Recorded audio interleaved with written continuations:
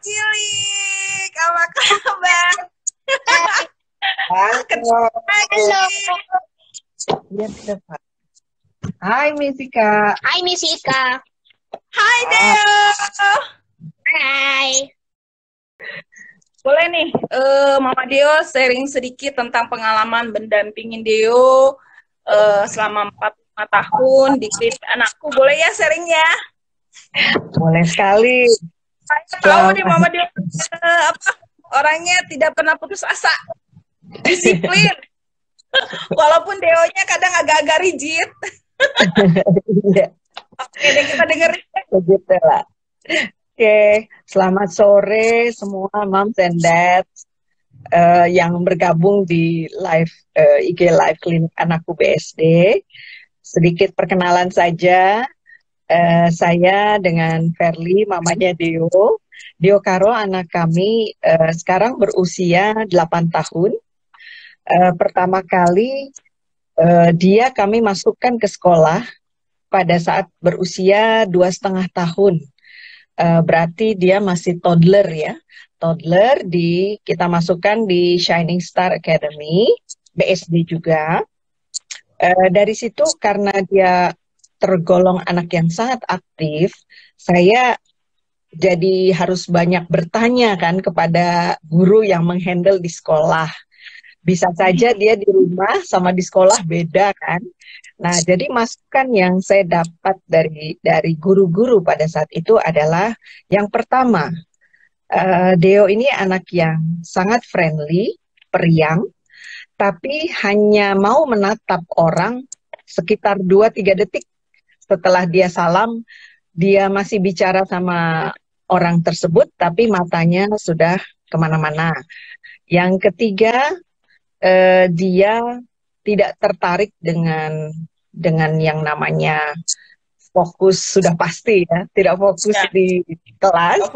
Jadi, kalau pelajaran berkumpul, dia pasti lari ke mainannya, tapi telinganya pasti mendengar sebagai anak yang punya kelebihan di audio. Jadi tidak perlu bertatap wajah, tapi dia selalu mendengar dan dia bisa menjawab pertanyaan. Lalu masalah berikutnya dari pihak guru adalah masukan mereka, dia tidak tertarik dengan makan. Snack atau apapun dia tidak tertarik dengan makan, jadi fokusnya hanya main, main, dan main, seperti biasa anak kecil.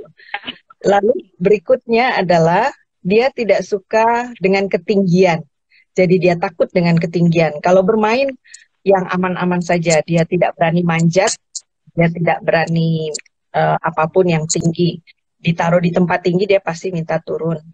Berikutnya lagi masukannya dari sisi dari pihak sekolah adalah dia sangat sangat mengganggu kalau dalam hal pelajaran dia selalu lari ke speaker, itu karena audionya ya. Jadi gurunya capek sekali memindahkan dia dari speaker ke tempat duduk, kembali lagi dari speaker ke tempat duduk, begitu terus seharian. Jadi saya mulai berpikir, wah ini udah mesti dicek ya. Dan mereka juga kasih masukan coba ke dokter tumbuh kembang. Kebetulan saya kenal dengan dokter Handri, lalu kami bawa untuk dianalisa. Saya lupa exactly analisanya apa, tapi seputar ADD. Lalu mulai diperkenalkan, dibuatkan appointment dengan terapis pertama dengan Pak Reza, itu kira-kira dia berumur 2,5-3 tahun. Berikutnya baru dengan Ibu Ika, 1,5 tahun kemudian ya Bu Ika. Nah, Iya. di situ Bu Ika tahu sekali kan bagaimana tindak tanduk dia. Iya. Dia berani sekali, berani. Kalau ditinggal tidak takut. Di sekolah saya disuruh pulang. Padahal masih 2,5 tahun, anak-anak yang lain itu nangis kalau ditinggal ibunya. Kalau Deo, kalau bisa saya segera angkat kaki. Dia mau sibuk main soalnya.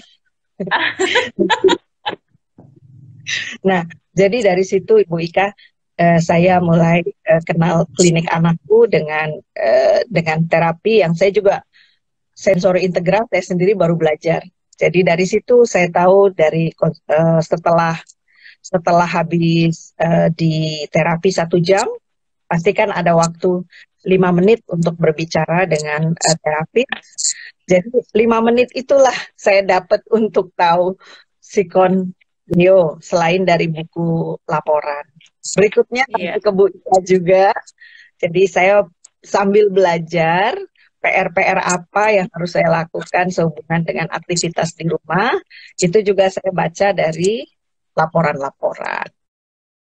Nah, Mama Dio boleh cerita nih sedikit tentang setelah terapi di rumah tuh seperti apa sih melakukan programnya?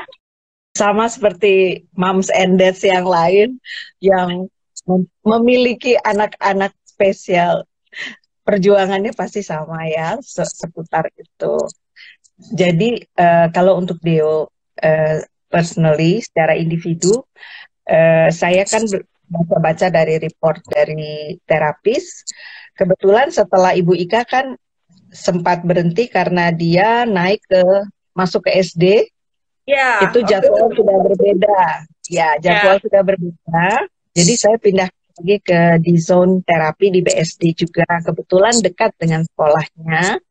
Dari situ juga bersambung.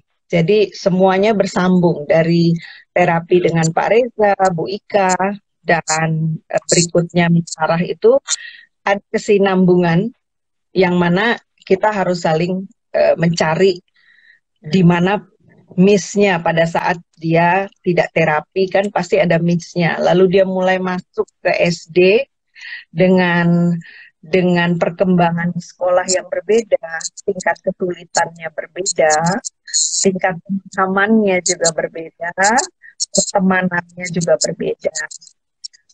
Saya pertama-tama mulai pelajari anak ini kesukaannya apa. Pagi-pagi untuk membuat dia mau mandi, saya itu harus memutar lagu kesukaan dia dulu.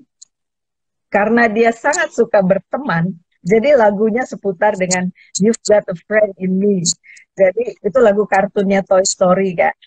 Jadi lagu itu berkumandang di toilet, di kamar mandi, Lagu itu berkumandang dulu, baru dia akan menuju ke sana dan melakukan rutinitas sikat gigi, mandi, semua dengan panggilan lagu itu. Setelah berdoa, saya mesti pakai lagu itu sampai kira-kira dia berusia 5, kelas 1 SD. Kelas 2 lagunya sudah berbeda lagi. Lagunya berbeda, agak sedikit susah lagi. Nah, jadi kedekatan seperti ini untuk memberikan dia semangat untuk bisa masuk, kita harus tahu dulu apa kesukaan dia. Karena yang namanya anak ngokol, itu aja sudah perjuangan ya, dari bangun pagi. Kalau dia tidak semangat belajar, dia tidak semangat, kita memberi dia impuls untuk dia punya sesuatu, semangat belajar, sepertinya satu hari itu percuma, dia nggak mood, dia marah-marah, atau dia nggak fokus, itu jadi berlipat ganda dengan moodnya dia. Jadi pada saat kita sudah dapat moodnya dia, mungkin dengan yang simple dulu dengan lagu kesukaan dia mulai gembira, lalu kita mulai persiapkan ruang belajarnya. Sesimpel dia bisa mengerti yang bakalan mengganggu konsentrasi dia atau membuat dia tambah tidak fokus, itu harus saya singkirkan dulu dari mejanya. Misalnya ada sedikit kartun-kartun yang ganggu penglihatan dia, itu saya singkirkan dulu, masukin dulu ke laci. Apa yang dia suka gambar-gambar saya sembunyikan dulu. Kalau bisa polos dulu di meja belajarnya, baru dia mulai saya kasih info. Dio, ini pelajaran ini kalau Dio tidak pay attention, jadi saya mulai ajarkan dulu dengan empati dia kepada guru yang mengajar. Bahwa guru mengajar itu sama seperti mama dan papa di rumah. Penggantinya adalah guru. Kalau Dio tidak respect guru, Dio tidak bisa mengerti apa-apa, mama tidak bisa bantu. Waktu dia sekolah kan saya tidak ikut ya. Jadi saya kasih dia pengertian. Karena anak ini kalau dikasih pengertian, dia sangat bisa mengerti. Asal kita bisa kasih pengertian itu dengan berjenjang, bertahap, sesuai dengan kemampuan usia dia tentunya ya. Kita arahkan Berarti bahwa satu ya Maya, sama waktu saat dia rigid dulu ya, yang ya, harus kalau misalnya waktu terapi dia kalau mau ditinggal harus dikasih alasan dulu seperti itu ya. iya, iya Nah, kalau betul. kan dia berteriak-teriak. Iya.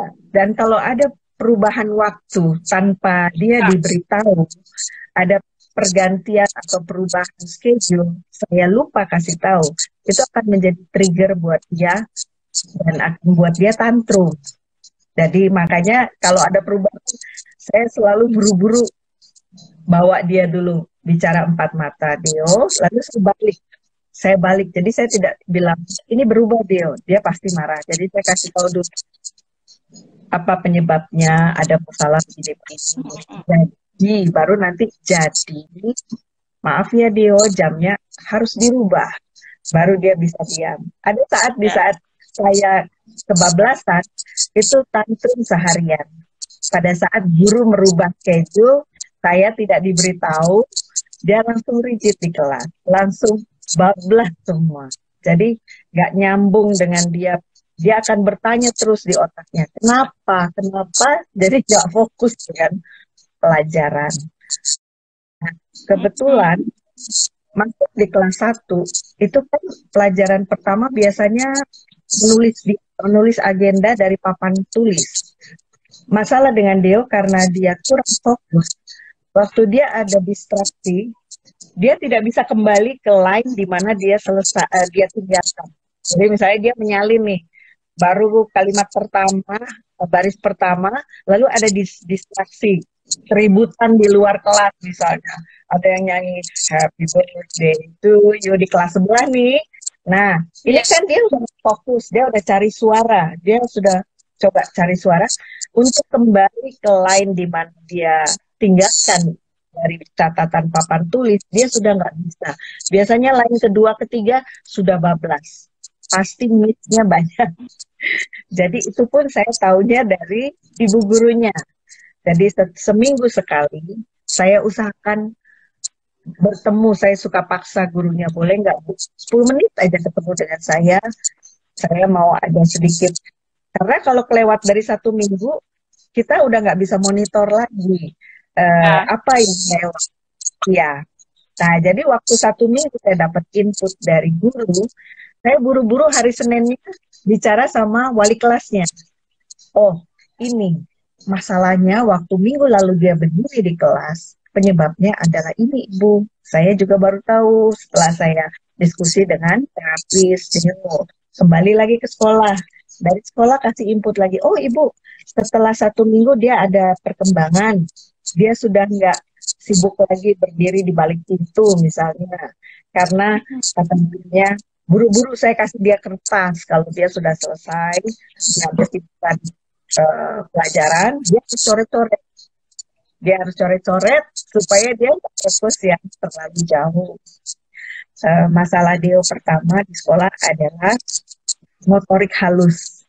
Dia sangat tidak suka pegang pensil dari umur 2,5-3 tahun kan Ibu Ika tahu. Jadi kalau dibimbing, kalau tangannya dibimbing, itu pasti ya 5 detik oke. Habis itu mama aja ya yang terusin. Bye-bye gitu. Dia udah gitu, mama aja yang terusin. Nah, itu kemajuan dari terapi yang dilakukan sensor integral itu sangat membantu dia waktu dia belajar jepit-jepit, ya kan? Dari awal jepit jemuran, apa semua. Itu dia akhirnya puji syukur dia mulai mau menggenggam yang namanya color pencil. Nah, dari dia mulai mau genggam color pencil, dia mulai mau menggambar. Tahu-tahu dia sudah hobi menggambar. Jadi itu yang progres yang kita harus apresiasi anak ini. Baik dia mendengar kita langsung apresiasi atau kita kasih sesuatu seperti job, deal, penguatan dan lain-lain. Terapi itu penting, tetapi kerja sama orang tua juga penting dan orang tua penting gitu untuk lebih care sama perkembangan anaknya. Karena memang perkembangan anak itu terletak di orang tua. Betul nggak sih, Ya, Mam? betul sekali. Kita lebih banyak waktu dengan anak, sementara terapi hanya 1 jam. Itu pun seminggu 2 kali. Jadi dua kali saja. Jadi kembali lagi ke sekolah. Dengan berjalannya waktu, tingkat stresnya bertambah. Iya, dengan Seperti tadi saya jelaskan ke Bu Ika sebelumnya bahwa kebutuhan gerak Deo tinggi sekali. Jadi ya, dia daya tahan fokusnya hanya kira-kira 11 menit daya ya. tahan dia. Habis itu dia kan sudah mesti melakukan relaksasi lagi untuk kembali fokus. Nah, di sekolah grade 1 dia, sekolah lama itu muridnya banyak. Dalam satu kelas ada 25 dengan kondisi duduk yang rapat. Kelasnya kecil, duduknya rapat-rapat. Jadi ternyata itu pengaruh kepada anak ini. Karena dia kurang gerak, dia larinya jadi ke gigit-gigit untuk stimulasi menenangkan dia karena kurang gerak.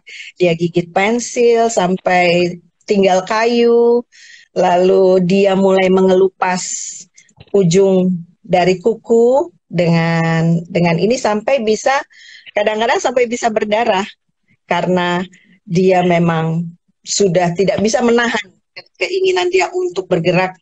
Bergerak. Nah, iya. Nah, bergerak ini yang namanya break di sekolah kan ada snack, ada lunch. Waktu snack mereka tidak keluar kelas, mereka hanya makan di dalam kelas. Waktu lunch mereka makan di luar. Ya, waktu lunch mereka makan di luar.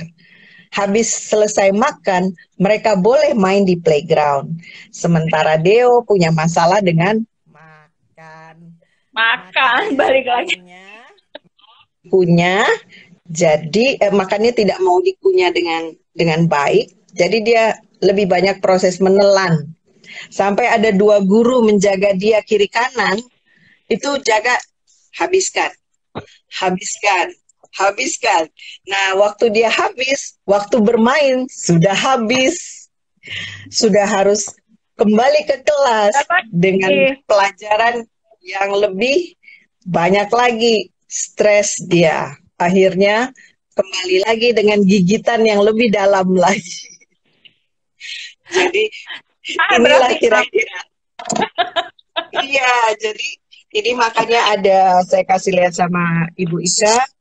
Ini dulu beli di tempat terapi yang bukan karet, tapi ini yang untuk gigit sampai berubah jadi kalung karena ini tidak higienis kalau dikasih pensil. Dikasih pensil, habis itu pensilnya taruh di atas meja, jadi tidak higienis. Lalu dikasih kalung. Nah, proses itu berjalan sesuai dengan usia dia. Lama-lama dia sudah tidak mau lagi kan pakai kalung. Dia sudah mulai masih lagi. Lalu terapisnya bilang, Ibu tolong pakaikan sarung tangan. Pakai sarung tangan ke sekolah. Dia pakai sarung tangan ke sekolah sampai temannya bilang karena sarung tangan dia ada Marvel. Jadi teman-temannya perhatikan Marvel dia jadi nggak fokus lagi. Jadi Theo itu ini kan Mam ya anak yang memperhatikan passionnya. Iya. Jadi perlahan-lahan kita atasi dulu masalah seperti ini. Tahu-tahu waktu digali pelan-pelan kita mulai mendengar anak ini sukanya apa. Ternyata dia misalnya diarahkan ke cerita-cerita buku-buku yang kita belikan Indonesia sama Inggris, bahasa Indonesia dan bahasa Inggris kan 50-50 ya. Kita berikan supaya dia bisa belajar bahasa Indonesia sama dengan bahasa Inggris. Lalu kita tahu dari buku yang dia baca, dia tertarik dengan tokoh-tokoh. Misalnya tokoh-tokoh bersejarah, baik luar negeri dan dalam negeri. Makanya cerita Pandawa itu masuk. Waktu kakak saya cerita soal Pandawa itu masuk di dia. Dan itu dia mulai curious. pagelaran itu seperti apa, baru dia mulai dikasih lihat 1 minggu 1 kali lihat YouTube, lihat pagelaran wayang kulit. Selebihnya dia berimajinasi sendiri. Jadi makanya saya belum berani masukin ke YouTube karena dia berimajinasi. Lu dia suka suka bercerita sendiri, menjadi seseorang. Iya. Betul, iya. Ya, jadi kalau dia terapi nanti, aku mau ini, ho ho ho ho, dia bilang. Iya.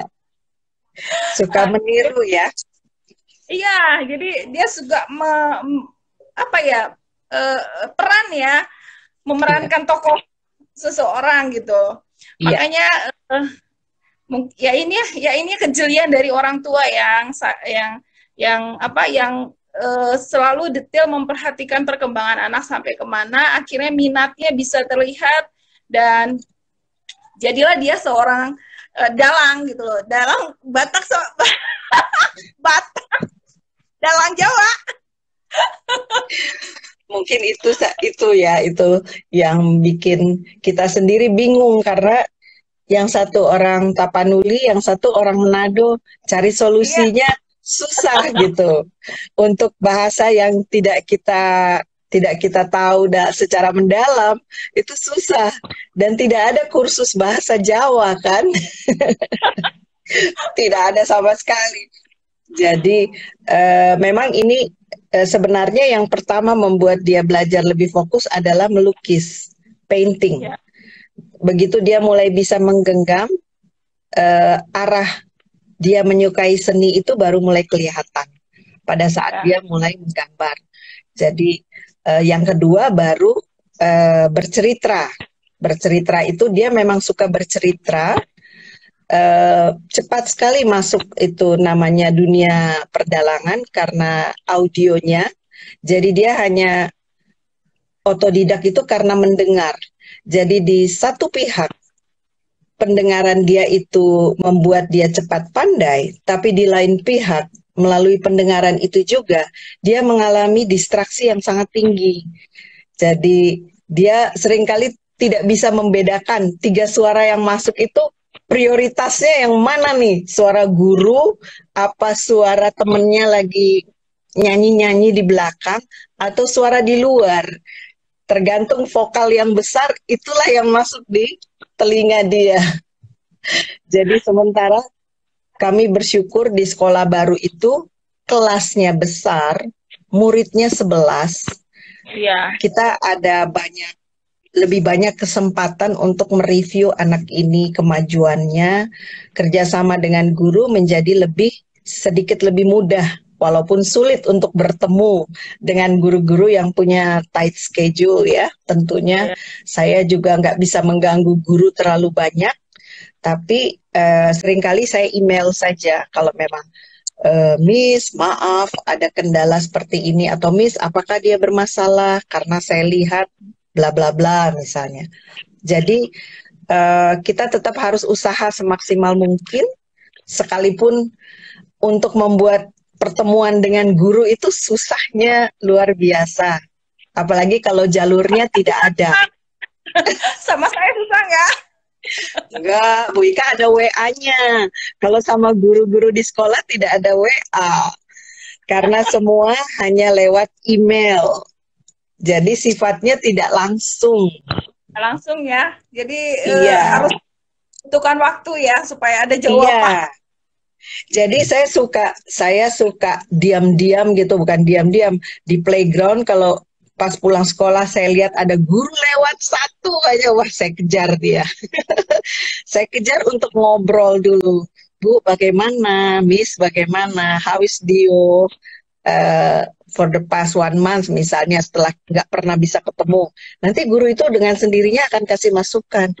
Oh baik, atau tapi ada satu ibu misalnya, tapi ada ini. Nah dari situ saya bisa kembali ke terapis Deo dengan masukan seperti ini. Nah satu hal yang saya juga mau kasih masukan ke moms and dads, di samping kita berusaha memajukan dia punya membuat progres di satu sisi dari kelemahan-kelemahan atau apapun yang masih dia belum maksimal, kita harus sejalan dengan memasukkan empati ke dia. Dalam artian begini, pengertian itu sangat penting. Dengan anak-anak seperti Deo, yang seringkali misalnya karena satu dan lain hal, teman-teman kan juga kadang-kadang risih, misalnya lihat kenapa dia nggak bisa diam, kenapa dia tiba-tiba nadanya tinggi, kenapa dia begini. Jadi saya selalu kalau bisa masukkan empati dulu ke dia, Dio, kondisinya seperti ini. Kalau dia lagi nggak mau belajar, saya bilang banyak anak tidak bisa sekolah, banyak anak susah. Jadi dia harus apresiasi waktu. Dia pelan-pelan itu bisa terima.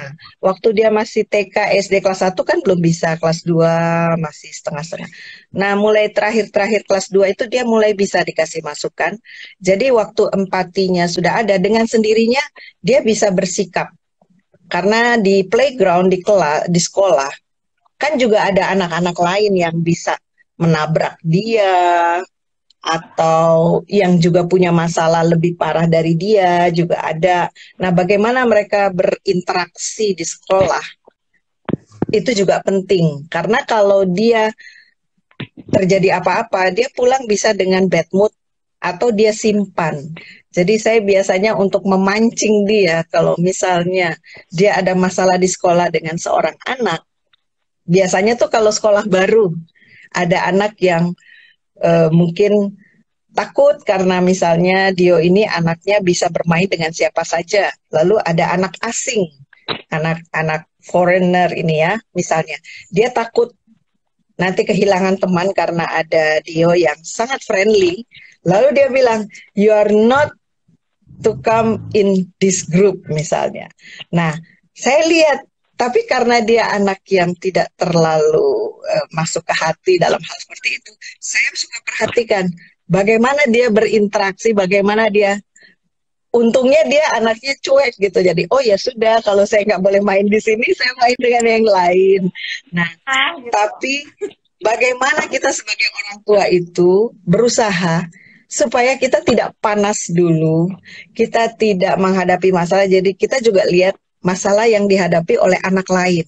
Sebagai anak asing, dengan adanya anak baru atau bagaimana, lalu konsultasi dengan teacher itu bisa berjalan dengan di saat kita bisa mensinkronkan kondisi di sekolah, karena kita tidak bisa berharap guru mengerti dengan hanya anak kita. Mungkin dengan kata lain, kita sebagai orang tua harus berpikir positif ya. Jadi jangan apa-apa sedikit itu langsung negatif, jangan. Karena karena kita juga harus memahami kondisi lingkungan anak di sekitarnya. Mungkin perlu orang tua untuk lebih wise, lebih bijaksana, lebih positive thinking, seperti itu mungkin ya. Pasti, ya betul itu. Karena kalau tidak, dia juga kan tidak mau kehilangan teman. Ini tipe anak yang sangat takut kehilangan teman. Jadi dia pasti akan backup walaupun temannya salah. Jadi dalam hari ini kita harus tarik ulurnya, kita harus tahu di mana kita harus tarik ulur, take and give dengan dia dalam situasi seperti ini.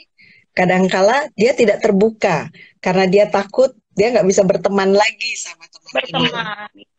Karena memang dia anak friendly banget gitu. Iya. Nah, jadi pandemi ini, situasi pandemi ini benar-benar menyiksa dia karena dia tidak bisa bertemu langsung. Jadi saya perhatikan pandemi ini apa sih imbasnya ke Dio. Setelah saya lihat-lihat, dia malah menjadi takut kalau anak lain kan misalnya wifi-nya jebol, tiba-tiba blok mati gitu ya. Kalau anak lain mungkin kabur, langsung mati listrik, langsung main gitu ya. Kalau dia enggak, dia akan tongkrongin di depan laptopnya. Karena dia tidak mau ketinggalan, jadi dia bisa marah-marah sama PLN, dia bisa marah-marah sama My Republic. Berarti masih sama ya? Iya, dia sangat sakit dengan pelajaran dia, yang mana saya harus kasih pengertian bahwa Dio, it's okay. Even your teacher got the same problem. They don't cry. Jadi menenangkan dia di saat darurat itu satu hal lagi. Kita harus tahu bahasa kasih masing-masing anak ya. Bahasa kasih Ya. dia apa? Dipeluk atau dicium atau mungkin dikasih air minum atau dikasih apa. Kalau dia cukup dengan dipeluk. Itu bahasa kasih dia. Nanti Berarti nggak mungkin berubah. berubah, saya tidak tahu. Iya, Berarti dari dulu berubah. belum Berarti berubah ya. sampai Iya. sekarang itu oke ya. Iya, jadi untuk menenangkan dia dalam situasi dalam panic attack. Tapi untuk masalah tes online, saya masih harus mencari solusi karena kebetulan tes online di sekolahnya itu ada dua, satu dari sekolah, satu dari luar. Nah, yang dari luar ini ada timer. Timer Oh, ini akan selalu membuat anak itu panik. Kalau ya. anak ini pasti panik. Kita aja kalau dikasih timer panik, apalagi Sama. dia. Apalagi Jadi Deo. Ya. apalagi Dio. Jadi saya cuma bisa bilang, Dio please don't worry, kecilin aja volumenya. Nah, volume dikecilin, tiktok masih kelihatan kan, jamnya masih ada. Jadi saya mungkin harus beli stiker untuk ditempel di laptop barangkali. Tapi Sudah pusing.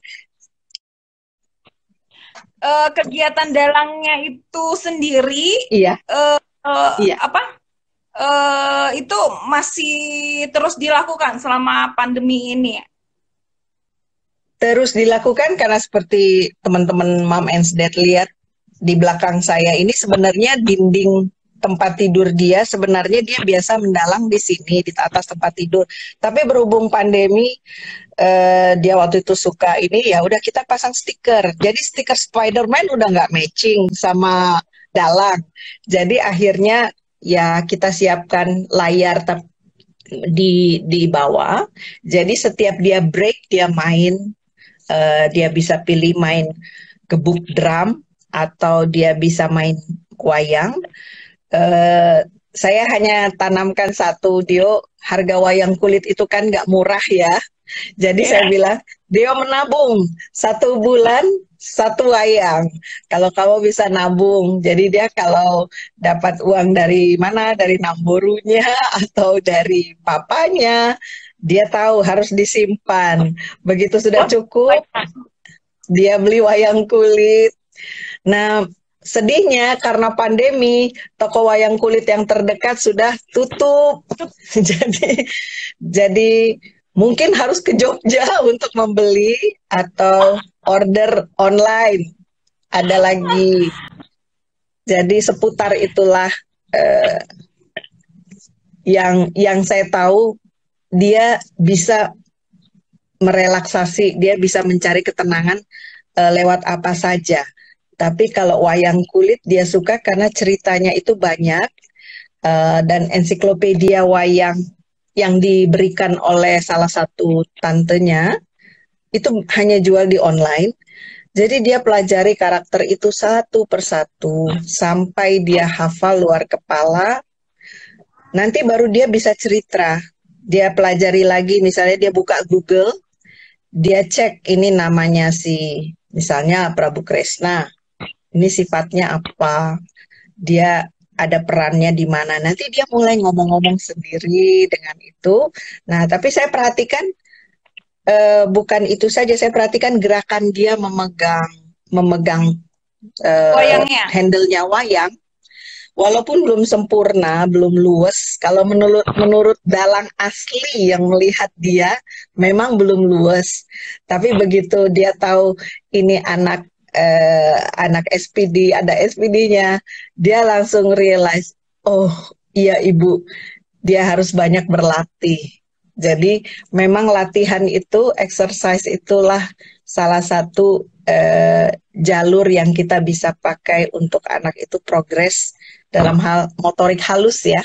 Motorik halus dia kan ketinggalan terus dari dulu ya. Kalau motorik kasarnya kuat, dia bisa dorong saya, bisa juga ke Ya, belakang bisa. motorik halusnya ketinggalan, Mam, dari dulu. Iya, betul.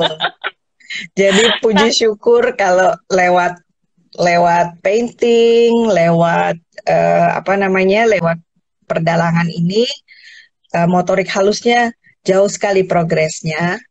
Berikutnya keseimbangan. Terus terang dia baru mulai bisa belajar naik sepeda roda 2 itu 5 bulan yang lalu di zaman pandemi ini.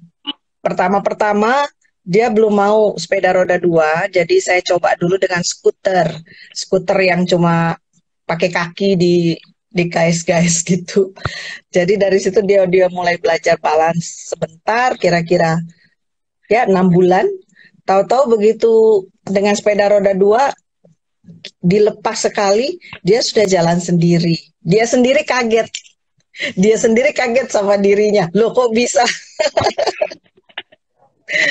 Jadi seputar itulah progres kecil-kecil yang kita bisa lihat dari anak kita masing-masing. Tapi dengan setidaknya, keistimewaan. iya, Iya. keistimewaannya masing-masing. Tapi setidaknya cerita Mama Dio ini bisa membangun, bisa memotivasi mami-mami and dad yang ada Amin. supaya Iya. lebih memberikan waktunya Iya. untuk anak-anak tercinta. Ngomong-ngomong nih, Deonya boleh tampil sebentar nggak, Mam? Coba ya saya panggil ya. Dio. Dipanggil. Pasti dia akan bertanya, ada apa? Ada apa, Miss? Ibu Ika? Boleh? Ya. Terima kasih. Aduh, maaf ya Ibu Ika, dia sedang makan. Oh, Ya. lagi makan. Iya, lagi Oh, snack. hai Deo. Boleh ku selesaikan filmku? Bentar, Bu Ikanya pingin dengar suara Deo sebentar. Boleh kan Deo Oh, maaf ya, dia bilang dia pause dulu katanya filmnya. Oh, oke. Dia sedang malum dari pagi dia bikin tugas sampai selesai tugas jam 1 ada project. Jadi ini dia baru relaksasi nonton film yang diulang-ulang terus. Karena PSBB tidak boleh. Oke. Ibu Ika. Ya, Bu Ika. Ya, Bu Ika. Oke, Deo, Bu Ika kangen deh mau dengar suaranya Deo. Boleh nggak Deo memperkenalkan diri? Terus Oke. nanti sedikit tentang dalangnya. Boleh ya? Oke. Halo, nama saya Dio Kalusiaan.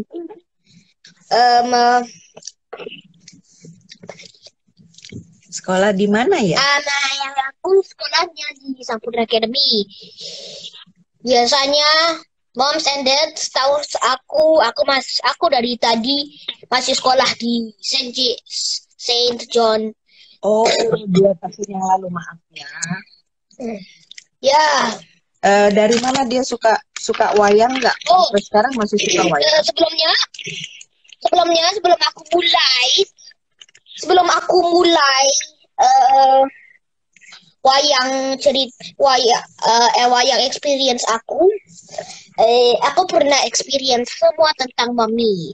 Aku berpikir akan membuat film yang berjudul The Mesir dengan actors yang gak asli, dengan pemain dengan nama karangan yang tidak exist sama yang exist. Akhirnya Aku mamanya mama aku katanya ke sisnya mamaku katanya kayak begini, katanya itu si Deo sudah lihat mayat-mayat, malah dipindahin ke Indonesia Shadow Puppets atau dikenal sebagai wayang-wayang. karena dulu dia suka mumi, karena ada yang kasih ensiklopedia asing, dia justru tertariknya dengan Mesir. Jadi waktu dia tertarik dengan Mesir, semua gambar-gambar dia adalah gambar Firaun Aku biasa gambar Firaun, dan mumi. ya, Firaun, bumi, dan Ankh. Iya. Pasti banyak orang di Indonesia tidak tahu apa itu Ankh. Itu kayaknya biasanya sih. Jadi itu Ya. hobi Dio yang sudah selesai. Iya. Dio sekarang udah suka beralih ke wayang kulit. Dengar. Aku sudah menjauhi dari Tantansi knowledge kan Tantansi cuma tahu semua karakter jahatnya Rahwana, tapi banyak cerita Mahabharata dan Ramayana karakternya berbeda, tapi biasanya Mahabharata cuma ceritakan tentang Ramayana dan Ramayana ceritakan tentang Mahabharata gitu. Ibu Ika mau tahu kenapa Dio enjoy wayang kulit? Kenapa Dio enjoy mendalang? Dia suka apa? Ceritanya? Ceritanya. Dan? Ya, ceritanya dan bagaimana bagaimana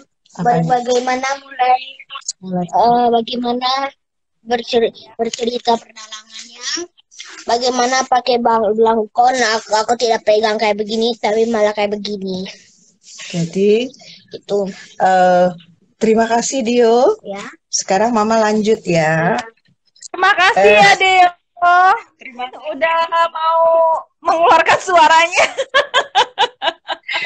Jadi kalau dia masuk di dalam wayang kulit ini lebih jauh, sebenarnya terakhir pergi ke Jogja dia maunya bukan dalang lagi. Sebenarnya dia maunya membuat wayang kulit.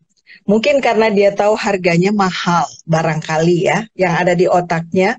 Jadi dia bilang, dia mau ketemu sama mbah siapalah itu di Jogja. Mbah yang bikin wayang kulitnya. Saya bilang, Dio, harga kulit kerbau itu kamu jangan kira murah. Itu harganya bisa jutaan, puluhan juta untuk bahan kulitnya saja. Jadi dia cuma tahu mungkin enak ketok-ketok gitu kan, diukir-ukir, dicat. Nah, dia melihat dari sisi itu. Jadi begitu banyak pengertian yang harus dimasukkan ke dia bahwa belum waktunya kamu membuat wayang, itu tidak sembarangan. Jadi solusi dia seperti itu. Oh, saya ada sedikit pesan sebelum saya lupa untuk moms and dads dengan anak yang masih batita barangkali ya. Karena problem Dio biasanya sebelum dia dianalisa, biasanya kan kami harus mengisi formulir ya.